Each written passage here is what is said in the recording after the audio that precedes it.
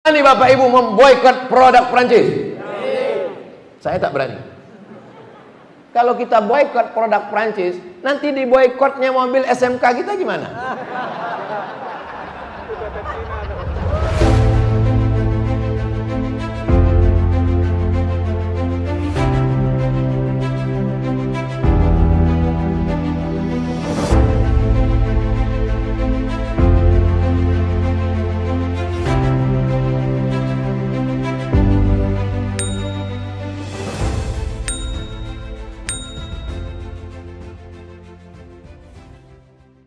Apa tindakan kita atas penghinaan yang dilakukan oleh Presiden Prancis terhadap Nabi Muhammad SAW? Perdana Menteri Brazil tidak Islam. Karena argumentasi orang Prancis itu katanya kebebasan berekspresi. Kenapa kalian buat lukisan Nabi Muhammad? Kebebasan berekspresi, guys. Datanglah Perdana Menteri Prancis, di tempelnya gambar bini si Macron itu dengan monyet. Bini Macron itu kan beda jauh. Macron itu pacaran umur 15 tahun dengan gurunya. Si Macron itu umur 15 tahun, kelas 3 SMP, pacaran sama gurunya bini orang. Itulah yang dijadikannya bini sekarang. Datang Perdana Menteri Brazil, disandingkannya gambar bini Macron sama monyet. Tunjuk, mau ngamuk si Macron. Kata si Perdana Menteri Brazil, inilah kebebasan berekspresi itu, katanya. Ketika dia mengejek Nabi, dia katakan kebebasan ekspresi. Waktu gambar bininya disandingkan sama monyet, dia mengamuk. Apa maksudnya? Berekspresi untuk Nabi kalian boleh, tapi berekspresi untuk bini dia tak boleh. Kalaulah kita punya pemimpin yang adil, yang kuat, yang gagah, yang perkasa, yang baga, itu ditarik hubungan diplomatik, itu ditutup kedutaan Prancis, barulah hebat. Betul? Ada itu di sinetron-sinetron.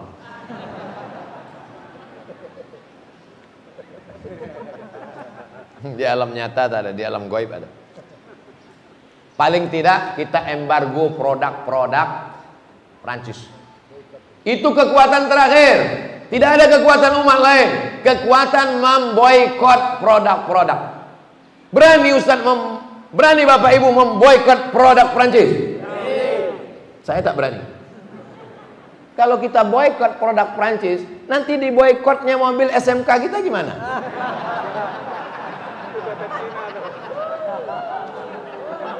Kenapa kalian ketawa?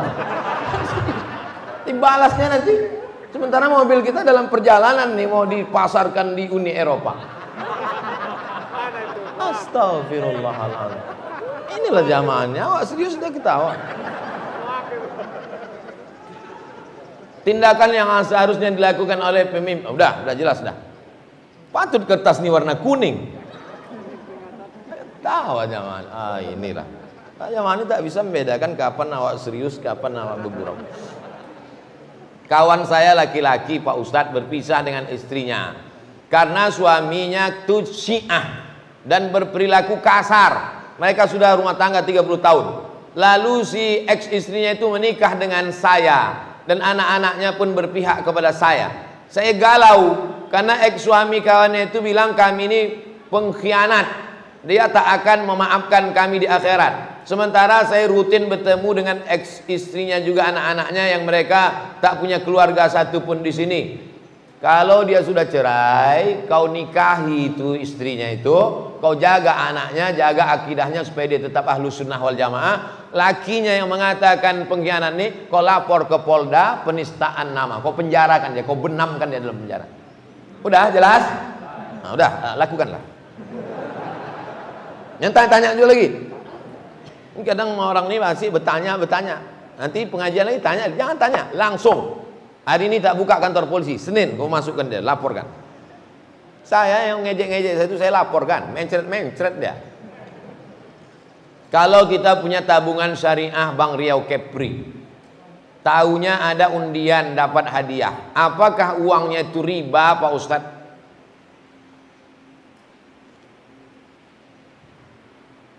Seratus ribu mengumpulkan duit 100.000 sebanyak 100 orang. Berapa hasilnya? 10 juta. 100.000 mengumpulkan 100 orang 10 juta. Habis itu mereka masukkan ikan emas ke dalam satu kolam besar. Ikan itu kenyang, dipancing. Siapa yang dapat ikan ini dapat 10 juta. Itu judi. Karena uang yang dikumpul tadi lalu kemudian dijadikan sebagai uang yang diputar, maka dia judi. 3 hari 3 malam menunggu tak dapat. Ikan tuh kenyang di bawah. Tengok ikan, kesian gitu. Aku kenyang gitu ikan. Judi. Tapi kasusnya ini beda. Saya punya toko, jual TV, jual perabot dan lain sebagainya. Kemudian saya punya untung. Untung saya itu dapat 30 juta. Tidak ada hubungan dengan mereka, karena ini untung saya punya saya. Lalu kemudian saya undi pembeli-pembeli saya. Lalu kemudian mereka dapat umroh. Boleh apa tak boleh? Boleh. Karena bukan uang yang diputar, tapi hasil keuntungan. Aslinya uang itu punya saya, milik saya. Begitu juga dengan ini. Uang ini milik bank syariah. Bank syariah itu halal. Karena bagi hasilnya itu mudharabah. Karena bagi hasilnya itu murabahah. Dibenarkan menurut Dewan Syariah Nasional, menurut hukum Islam ahli-ahli fikih. Duit itu milik bank syariah, tapi karena dia mau menarik nasabah diundi, maka hasilnya itu halal. Kalau tak mau terima, kasih ke saya. Pagi ini juga, secepatnya sebelum merubah pikiran. Nanti langsung kita adakan penyerahan ke Yayasan Tabung Wakaf Umat. Saya tunggu. Bagaimana hukumnya kalau kita berobat dengan non-muslim? Kalau sudah mati semua dokter di Pekanbaru, tak ada lagi dokter Islam. Adalah dokter terakhir di dekat simpang Damai Langgeng. Begitu sampai di situ, dokter itu pun sakratul maut. Tak ada lagi. Tinggallah satu-satunya ini. Dan dia orangnya amanah. Saudara kita yang non-muslim, la yanhakumullahu 'anil ladzina lam yuqatilukum fid din wa lam yukhrijukum min diyarikum. Kalau yang non-muslim itu tidak mengusir kamu dari kampung halaman kamu, tidak membunuh kamu, tidak memusuhi agama kamu, tidak menyebarkan karikatur mengejek nabi kamu, dia baik dengan kamu. Antabarruhum, kau buat baik sama dia. Wa tuqsitu ilaihim, bersikap adillah kepada dia. Boleh dengan syarat dan ketentuan berulang. Baru saja dapat kabar, pagi ini saya habis dari masjid ini akan panen tanah wakaf kebun jeruk. Jadi kemarin itu kita menjual satu batang limau nipis 50.000. Hasilnya dibagi untuk penanam, untuk pemodal, untuk pewakaf yang akan digunakan untuk Yayasan Tabung Wakaf. Pagi ini mau panen, mau dihadiri oleh penasehat dari Dewan Dakwah, namanya Pak Bahtiar Bakar. Meninggal dia pagi ini. Niat baiknya sudah sampai. Untuk Pak Bahtiar Bakar dan orang-orang soleh. Al-Fatihah. A'udzubillahi minasyaitonirrajim. Bismillahirrahmanirrahim. Alhamdulillahirabbil alamin arrahmanirrahim maliki yaumiddin. Iyyaka na'budu wa iyyaka nasta'in shiratal mustaqim. Shiratal ladzina an'amta 'alaihim ghairil maghdubi alaihim waladdallin. Amin. Allahumma shalli ala sayyidina Muhammad wa ala ali sayyidina Muhammad. Apa hukumnya memelihara reptil, ular, iguana? Nabi Shallallahu Alaihi Wasallam ada sahabat namanya Abu Umair. Abu Umair ini memelihara burung. Nama burungnya Nughair. Yang punya burung Umair. Nama burungnya Nughair. Nughair itu artinya burung pipit. Dulu burung gereja, pindah ke masjid burung mu'alaf.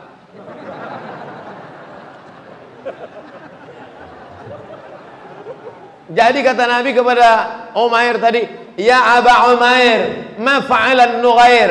Wahai Abu Umair, apa kabar burung pipit engkau? Itulah dalil boleh memelihara burung pipit dengan syarat dan ketentuan berlaku. Buat sangkarnya itu besar supaya dia bisa terbang kian kemari, ada pokok kayu, ada kolam-kolam di dalam. Buat dia berpasang-pasang di dalam. Nah, kalau bisa burung pipit satu, buat burung pipit perempuan betina itu agak 5, agak 3, biar poligami dia.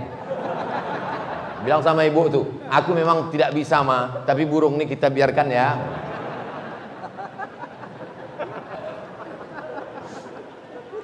Jangan tersiksa dia di situ. Lalu kemudian bisa tak dikiaskan burung ini Pak Ustadz kepada reptil, ular sawah dan lain sebagainya? Inilah yang saya belum ketemu titik. Kok bisa dia menyamakan ular sawah, apalagi ini ular ini kan banyak sebagian kita menjijikkan. Maka dalam Islam itu apa kadar standar keislaman seseorang itu, bagaimana kita mengukur kualitasnya? Min husni islamil mar'i tarkuhu ma la ya'nihi. Kalau mau menengok kualitas keislaman seorang, tengoklah dia meninggalkan sesuatu yang tak penting. Ada orang memelihara ular sawah, ular tuh makan daging, dia makan ikan asin. Memelihara ular sawah, budgetnya 1 bulan 3 juta. Ada anak yatim tak bayar uang sekolah di Pekanbaru nih, jual tisu di lampu merah. Lebih sayang dia sama ular daripada anak yatim. Fadzalikal ara'aital ladzi yukadzibu bid-din fadzalikal ladzi yad'ul yatim. Oleh sebab itu maka saya pribadi lebih setuju kalaupun mau melihara burung seperti yang dalam hadis. Adapun ini lebih baiklah budgetnya itu. Ada orang memelihara anjing herder untuk sampo anjingnya aja budgetnya sampai 500.000 untuk sampo anjing, belum lagi dokter anjing, belum lagi makanan anjing. Sementara dia pun ke dokter tak pernah. Dia pun pakai sabun telepon. Tahu ibu sabun telepon kan? La ilaha illallah Muhammadur Rasulullah. Lebih menyalurkan hobi lagi pula. Dulu saya pernah memelihara burung serindit. Tahu burung serindit? Khas Riau itu burung serindit. Saya belilah di pasar air Molek Indragiri Hulu burung serindit. Saya sangkarnya dari rotan yang dibelah. Saya sangkutkan di pokok jambu. Begitu balik sekolah, waktu itu masih sekolah, balik sekolah aku tengoklah burung serinditku itu dikerubungi semut angkrang. Maka saya ambil burung serindit itu, saya lepaskan angkrang yang menggigit matanya, menggigit mulutnya. Setelah itu saya lepaskan. Hai burung serindit, minta maaf kepada Allah Ta'ala, aku lepaskan. Waktu itu saya kelas 5 SD. Sejak itulah saya tak mau memelihara burung, karena menurut saya kelas 5 SD sudah berakal saya. Ini ada pula orang udah bercucu tak berotak. Kelas 5 SD saya sudah merasakan bagaimana sayangnya ke hewan, ke burung. Sampai sekarang tak mau saya. Kalau anak-anak nih mau minta, mau nanti kita beli, kita buatkan sarang besar. Sarang besar, buat sarang, masukkan situ burung kuau, burung cendrawasih, atau burung-burung apa. Tapi jangan lupa urus surat izinnya. Kalau tidak nanti kau dikurungkan ke polisi hutan. Jelas kan? Jelas insya Allah. Hah? Ini udah? Ini? Oh duit. Oh, banyak duit nih. Jarang-jarang masjid nih ngasih duit. Biasanya pakai transfer aja. Duit. Ini nampaknya masjid Suhada ini harus sering kita kesini. Banyak duit. Berapa usia anak yatim yang wajib disantuni Pak Ustadz? Dalam kitab Al-Fiqhul Islami wa Adillatu ditulis oleh Syekh Wahbah Zuhaili, didefinisikan yatim itu la yutma ba'dal ihtilam. La yutma, tidak yatim lagi, ba'dal ihtilam, kalau dia sudah ihtilam. Ihtilam itu mimpi basah. Mimpi basah itu mimpi kena hujan Pak Ustadz, mimpi akil balik. Maka kalau dia sudah mimpi akil balik, maka dia tidak anak yatim lagi. Ini pendapat yang pertama. Pendapat yang kedua diambil dari pendapat Abdullah bin Abbas. Walaupun sudah berjanggut, kalau dia belum bisa mencari nafkah, maka dia tetap yatim. Pendapat kedua. Saya lebih condong kepada pendapat yang pertama. Asal sudah akil balik, maka tak yatim lagi. Kenapa Ustaz tak pakai pendapat kedua? Karena saya khawatir kalau kita pakai yang kedua, nanti yang berjanggut-janggut pun berdatanglah mengaku yatim. Kau ini kenapa datang kemari minta yatim? Menurut pendapat Ibnu Abbas, walaupun dah berjanggut tetap yatim Pak Ustaz. Kita pakai pendapat pertama. Tapi nanti waktu pembagian santunan, yang tak yatim ini, yang sudah semester 1 di kampus, tetap kita kasih bantuan, tapi bukan dari kotak yatim, dikasih dari kotak sodakoh, bukan solawat, dari kotak sodakoh. Santunan anak yatim dan du'afa. Yang yatim kasih dari kotak yatim. Adapun yang omaknya mati, ang ayahnya Bang Toib tak balik-balik, atau yang dia sudah kuliah, maka tetap dikasih santunan, bukan dari kotak yatim tapi dari kotak sodakoh dan doa. Jangan kasihkan duit yatim kepada mereka. Innama ya'kuluna fi butunihim nara. Innama alladzina ya'kuluna amwalal yatama zulman. Orang yang memakan harta anak yatim, innama ya'kuluna fi butunihim nara. Mereka itu makan api neraka. Hati-hati tentang santunan anak yatim. Jelas? Jelas insyaallah. Kalau ada ceramah saya yang tak jelas, dua kemungkinan. Yang pertama, paketnya habis. Yang kedua, pokak. Dua. Berapa lama mu'alaf yang wajib disantuni itu Pak Ustaz? Innama sadaqatu lil fuqara wal masakin wal amilina 'alaiha wal mu'allafati qulubuhum wa fir riqab wal gharimin wa fi sabilillah wa banis sabil. Sambutlah Allah, bilang apalah payahnya menyenangkan hati Ustaz. La ilaha illallah. Tapi sekarang 88 ini tak bisa. Ada 4 yang bisa, ada 4 yang membuka celah untuk terjadi fitnah. Innama shadaqatu lil fuqara, fuqara kasih. Tak ada income sama sekali. Janda tua, laki mati, anak tak ada sebatang kara. Fuqara, tak ada pemasukan. Yang kedua, ada pemasukan tapi tak cukup. Fuqara wal masakin wal amilina 'ala, amil. Wal muallaf, muallaf ni tak bisa lagi dikasih. Kenapa? Karena banyaklah yang mempermain-mainkan sertifikat mu'alaf. Mu'alaf zaman Nabi itu bagaimana? Kepala suku, kalau dia dikasih, maka satu suku itu masuk Islam. Misalnya ada suku Sakai, suku Akid, suku Talang Mama. Kepala suku dia, kita kasih dia 100 juta, satu suku itu masuk Islam. Itulah yang zaman dulu yang dimaksud dengan mu'alaf. Mu'alaf itu artinya orang yang dilunakkan hatinya. Zaman sekarang, dikasih dia, bininya pun tak mau masuk Islam.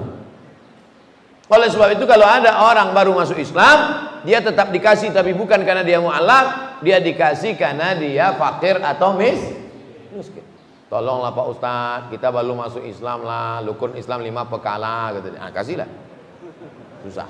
Bukan karena mu'alafnya, tapi karena dia fakir miskin.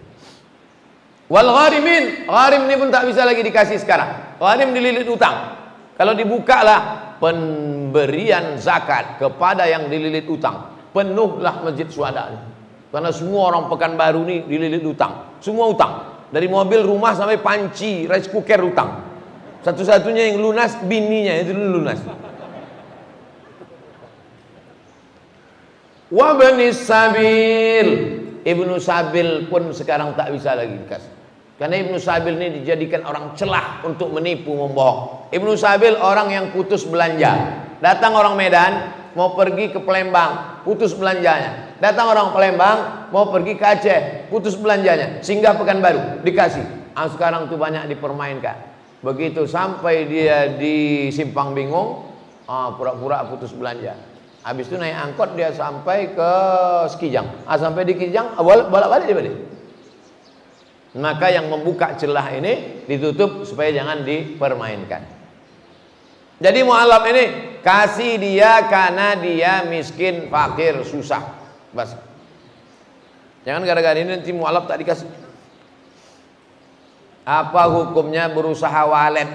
Karena sarang walet itu terbuat dari air liur burung. Nabi sedang khutbah di padang Arafah. Ketika sedang khutbah itu datanglah onta menjilat baju Nabi, menjilat kain ihram Nabi, onta dijilatnya. Nabi sholat dengan bekas jilatan air liur itu. Sekarang pertanyaannya, apa hukum air liur hewan? Halal apa haram? Memang payah ya kalau belum sarapan. Nabi khutbah, datang onta menjilat bajunya. Habis itu Nabi sholat, dibawanya baju yang kena jilat itu. Pertanyaannya, apa hukum air liur? Halal. Seandainya tak halal, pasti digantinya baju itu atau dibasuhnya. 2. Kalau ada kucing menjilat air minum, Air minum itu halal apa haram? Halal. Karena kata Nabi itu tawafun wa tawafat. Karena itu binatang yang lalu lalang. Air liur kucing halal, air liur onta halal. Dikiaskanlah kepada air liur walet. Itulah dasar orang yang mengatakan air liur walet itu halal. Tapi jangan gara-gara ini nanti ditampung air liur kucing diminum. Apa hukum air liur walet? Halal. Mana hukum, mana dalilnya? Kias. Karena halal air liur onta, halal air liur kucing, maka halallah air liur walet. Lalu kenapa ada ustadz yang mengatakan air liur walet itu haram? Air liur walet jadi haram karena bercampur dengan najis. Dia tidak najis, tapi karena bercampur dengan najis, maka berubah menjadi mutanajis. Jadi mutanajis, berubah jadi najis. Air liur walet itu suci. Tapi sampai sekarang walet ini belum punya WC umum. Bercampur dengan ciri walet. Maka itulah yang menyebabkan. Tapi rupanya sarang walet itu dipasangnya CCTV. Pasangnya CCTV pakai infrared, nampaklah di situ bahwa walet ini sarangnya di sini, buang nya di sini. Tak bercampur kata dia. Maka itulah ada yang mengatakan sarang walet halal. Oh tidak Pak Ustaz. Walet ini mengganggu kami, tak bisa kami tidur malam ribut. Itu lain lagi hukumnya, bukan hukum air liur. Itu hukum membuat sarang walet di tengah pemukiman masyarakat. Habislah disumpah orang. Mampus lah yang punya walet. Setan anakku tak tidur-tidur. Akhirnya duit hantu dimakan setan. Maka jangan buang sarang walet di tengah pemukiman masyarakat yang ribut sehingga orang tak tentram, mengganggu. Iman ini kata Nabi bid'un wa sab'una syu'bah, 70 sekian cabang. A'laha yang paling tinggi la ilaha illallah, yang paling rendah imatatul adza 'anit thariq, membuang sesuatu yang mengganggu di jalan. Itu iman. Mengganggu di jalan, buang. Mengganggu telinga orang, terganggu anak orang tak bisa tidur tengah malam. Tak tidur malam. Ustadz katanya umat Nabi Muhammad menjadi 73 golongan. Jadi golongan mana yang benar tuh Pak Ustadz? Iftaraqatil yahud ala 71 firqah. Yahudi terpecah 71. Iftaraqatin nasara ala 72 firqah.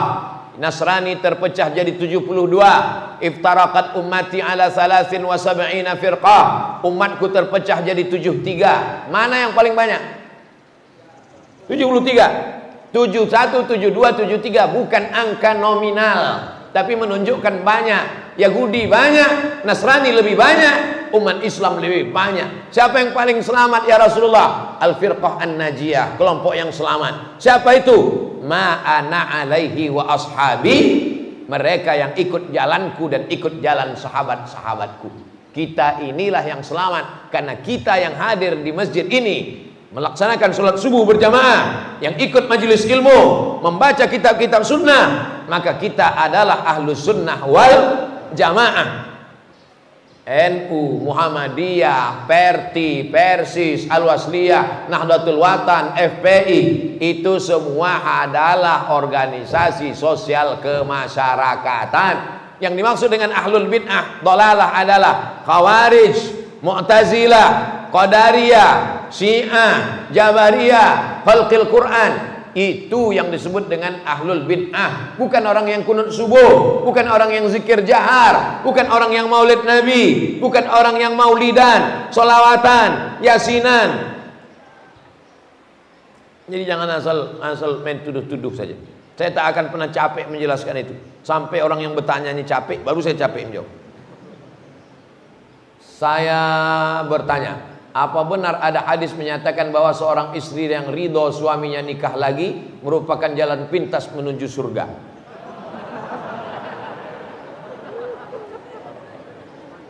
Siapa yang ikhlas istrinya, siapa yang ikhlas suaminya kawin lagi, maka cepatlah jalannya menuju surga. Kata satu blog, ada blog di internet itu menulis itu, saya baca. Lalu dibalas sama yang blog satu lagi, siapa yang ikhlas membawa istrinya belanja ke mall, maka dia masuk surga. Yang ini membuat blognya adalah suami yang mau kawin lagi, Yang ini yang membuat blok ini persatuan perempuan yang mau dibawa suaminya belanja ke mall. Jadi mereka ini perang, cuman bawa hadis, tak hadis siapa dibawanya. Yang ada dalam hadis itu bunyinya begini. Innama huwa jannatuki wa naruki. Begitu bunyi hadisnya. Hai perempuan, huwa suamimu ini jannatuki wa naruki. Dia bisa jadi surgamu, dia bisa juga jadi neraka. Hadis yang lain, lau kuntu amiran ahadan ayyasjuda ala ahadin. Seandainya manusia ini boleh sujud kepada manusia, boleh tak manusia sujud kepada manusia? Tak boleh. Seandainya boleh manusia sujud kepada manusia, pastilah kusuruh istri sujud kepada suami. Menikah 1, 2, 3 itu memang sunnah karena dilakukan Nabi SAW. Tapi sunnah bukan cuma itu aja.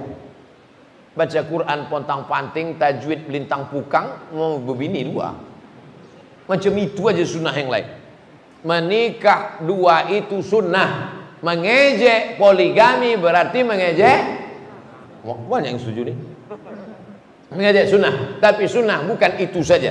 Poligami ini sama dengan emergency door. Naik kita ke pesawat, apa kata pramugari? Ladies and gentlemen, all of our passenger, semua penumpang, kita punya 4 pintu, pintu depan dan pintu belakang. Masuklah dari pintu sebelah kanan. Tapi nanti kalau pesawat ini meledak atau masuk jurang atau masuk laut, maka dibuka pintu darurat. Ada yang darurat? Bukalah pintu itu. Nama pintunya pintu poligami. Poligami dibenarkan dalam Islam. Tapi ibu-ibu jangan takut, mereka ini tidak akan bisa nikah lagi sebelum ada surat tanda tangan matre 6.000 dari ibu yang dibawa ke pengadilan agama. Makanya ibu sebelum tidur yakinkan dekat tempat tidur itu tak ada matre. Karena kalau ada bahaya, mana tahu tengah malam. Hati-hati, waspadalah. Kejahatan terjadi bukan karena ada niat dari pelakunya, tapi karena ada matre 6.000. Waspadalah. Kabarnya tahun 2021 matre sudah jadi matre 10.000. Maksud saya bapak siapkan matre 10.000 karena yang 6.000 tak laku lagi. Karena banyak suami sekarang ini yang menggunakan dalil tersebut untuk meyakinkan istrinya. Apakah jika istri tersebut tetap menolak hingga sampai ke tahap gugatan termasuk kategori dosa besar? Hidup ini singkat, Bu. Kalau dengan itu kau merasa bisa beramal soleh, teruskan. Tapi kalau dengan itu kau jadi terganggu psikologismu, tak tahan aku Pak Ustaz. Asal ku tengok update status istri mudanya berkunang-kunang, gelap dunia ini kurasa. Salat tak gosok, baca Quran tak bisa, bekerja tak bisa. Maka perempuan punya hak namanya khulu. Laki-laki punya hak namanya talak. Perempuan namanya khulu. Memang dulu aku setuju Pak Ustaz. Kusangka ini tenang, tapi setelah ini tak tahan aku Pak Ustaz. Asal ku dengar handphone trauma Pak Ustaz, muntah-muntah. Ada perempuan yang tahan, ada, bukan saya katakan tak ada, tapi ada yang tak tahan. Mudah-mudahan ibu-ibu ini semuanya yang tahan termasuk insya Allah. Amin. Takut mereka. Bapak ini ringan aja mengaminkan tadi. Amin gitu. Dia tak tahu kamera tertuju ke wajah dia. Ustadz, saya mau tanya, apa hukumnya orang baca surat Al-Ikhlas di atas batu-batu kecil lalu diletakkannya di atas kuburan? Boleh apa tidak Pak Ustadz? Yang ada dalam riwayat Abdullah bin Abbas membacakan ayat Quran ke air. Wa in ta'assara wiladatuha, kalau susah melahirkan anak dibacakannya ke air. Dibacakannya ke air. Terserah apa yang mau dibacakan ke air. Ustadz, ini ada jamaah kita Pak Ustadz, istrinya anak dari jam 8 pagi tadi tak lahir-lahir Pak Ustadz, tolong bacakan Pak Ustadz. Bingung saya, apa yang mau saya bacakan? Baca iza zulzilatil ardu zilzalaha wa akhrajatil ardu asqalaha. Kalau bumi itu sudah digoncangkan, keluarlah isi-isinya. Keluar isinya. Goncang keluar isi. Gitu. Boleh membacakan ayat kepada air. Adapun membacakan batu, mungkin dia tahu dalilnya, tapi saya tak melakukan itu. Saya melakukan yang tahu saya dalilnya, yang ada riwayat-riwayat dari Nabi dan sahabat Nabi. Tentang membacakan ayat, ada orang gila. Ada orang gila di kampung tuh, datang sahabat ini dibacakannya la Fatihah tak berhenti-berhenti sambil menahan air liur. Bismillahirrahmanirrahim. Alhamdulillahirabbil alamin arrahmanir rahim maliki yaumiddin iyyaka na'budu wa iyyaka nasta'in shiratal maghdubi 'alaihim waladdallin amin. Bismillah sampai air liur banyak. Sudah banyak dikumur, dibacakannya, dihembuskannya ke orang gila. Sehat orang gila itu. Riwayat yang ketiga, Abdullah bin Abbas, yang kedua tentang orang gila, yang ketiga adalah kepala suku. Waktu itu sahabat Nabi mau menumpang tidur. Boleh kami numpang tidur sini? Tak boleh. Akhirnya pergilah sahabat Nabi dari. Ketika mereka pergi, datang orang menyusul dari belakang. Sahabat Nabi, ini kepala suku kami kena sengat kalajengking. Tolong kalian doakan. Balik lagi mereka, dibacakannya Al-Fatihah ke air, dikasihkan minum, disapukan ke bekas kalajengking tadi, sehat. Dikasih mereka kambing 30 ekor. Datang sahabat Nabi tadi bertanya ke Madinah, ya Rasulullah, ada kepala suku sakit kena sengat kalajengking, kami bacakan Al-Fatihah ke air, kami minumkan, kami usapkan, sehat dia, dikasihnya kami kambing 30 ekor. Boleh tak, halal tak kami terima kambing ini? Kata Nabi, kasihlah aku sebagian, kata Nabi SAW.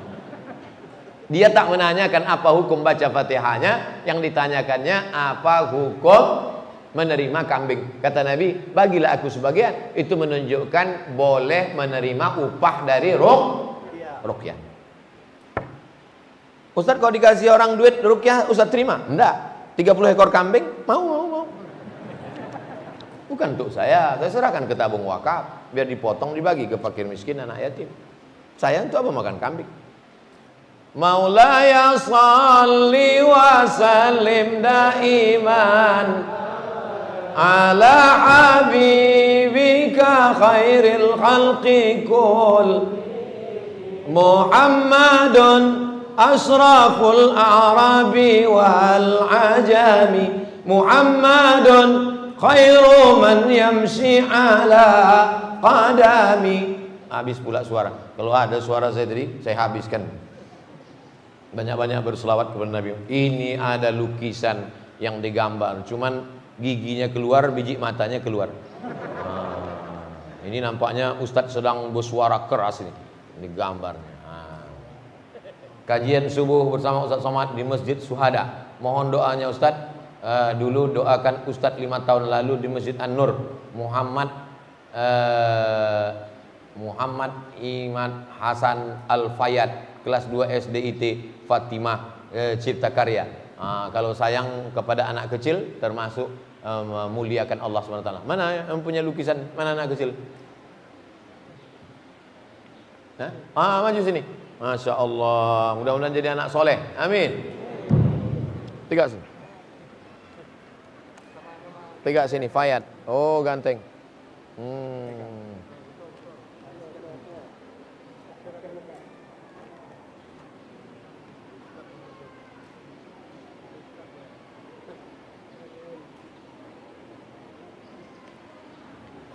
Allahumma faqihu fid din wa 'allimhu ta'wil waghzuhu fahamal mursalin. Itu doa Nabi SAW kepada Abdullah bin Abbas. Kata Nabi, dalamkan ilmu agamanya, ajarkan dia pemahaman Quran. Begitu juga dengan anak-anak yang lain. Tidak hanya yang Fayad saja, anak-anak yang lain, anak-anak kita semua. Kemudian doa Nabi kepada Anas bin Malik, Allahumma aksir malahu wa waladahu. Banyakkan anak cucunya, banyakkan rezekinya. Tak saya doakan banyak bininya, enggak. Takut saya ibu-ibu ini marah. Marah mereka tak keluar lontong sayur pagi ini nanti. Mudah-mudahan anak kita terjaga dari semuanya insyaallah. Al-Fatihah. Duduk Fayad. A'udzubillahi minasyaitonirrajim. Bismillahirrahmanirrahim. Alhamdulillahirabbil alamin arrahmanir rahim maliki yaumiddin. Iyyaka na'budu wa iyyaka nasta'in. Ihdinas siratal mustaqim.